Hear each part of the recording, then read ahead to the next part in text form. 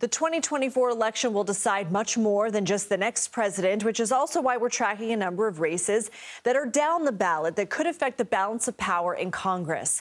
Of the 100 Senate seats, 34 are up for grabs. The majority of them are currently held by Democrats or independents.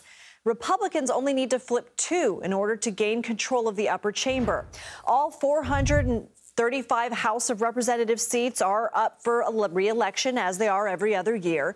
Republicans currently hold a majority by 8 seats, but a new House Democratic campaign push in some battleground districts has emerged in the past couple of days. CBS News congressional correspondent Scott MacFarlane joins us now to explain this. So you have new reporting about this campaign, particularly in districts that have larger populations of Puerto Rican voters, of course, in the wake of those comments made by the comedian at the Trump rally Sunday. What is the campaign, and can it benefit them? CBS News has learned, Lindsay, a memo is circulating among Democratic campaign operatives listing the percentage of registered voters who have lineage in Puerto Rico.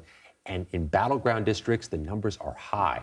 In New York, several districts have large preponderances of Puerto Rican voters. Look at that top one, though. Pennsylvania's 7th district. 10% of the registered voters there near Allentown, Pennsylvania. That is one of the most contentious battleground U.S. House races in America. Democrats are trying to leverage the controversy of that very racist joke to mobilize and galvanize whatever voters they can.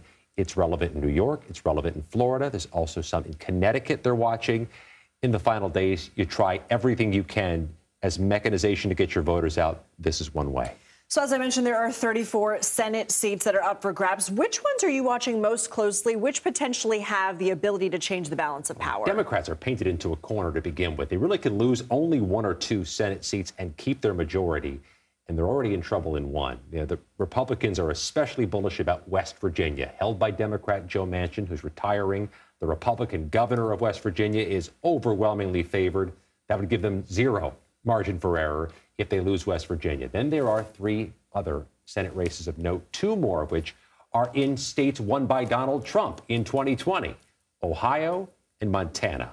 Heavy lifts for Democrats to protect those, and then they've got to get involved with Pennsylvania, the epicenter of the political universe this year. They hold Ohio with Sherrod Brown, 3 terms. If they hold Montana with John Tester, also who served 3 terms, they've got to protect Pennsylvania, 3-termer Bob Casey, which has become the nexus of the political universe. They have those competitive House races. They have a very competitive Senate race. And, oh, by the way, both presidential candidates have descended on Pennsylvania regularly.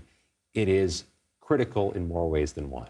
So even if the balance of power changes in the Senate, if Republicans are able to flip the power, it would still be a razor-thin majority like it is right now. How many seats would they need to pick up to see it as a success? And what major work could they actually get done with that sort? Glad you asked. We've been pressing Republican operatives on just this point. What's the number at which there's a level of comfort that Republicans will truly control the agenda of the U.S. Senate? Technically, a majority controls the floor schedule. Technically, the majority controls the committees and all the little things that make the Senate operate. But to have a bulletproof group to pass tough legislation, things you want that are a priority but not everybody agrees with, they have to be mindful of Senator Susan Collins in Maine and Senator Lisa Murkowski from Alaska, both of whom have been contrarian voices on some Republican priorities. So that gets your number to 53.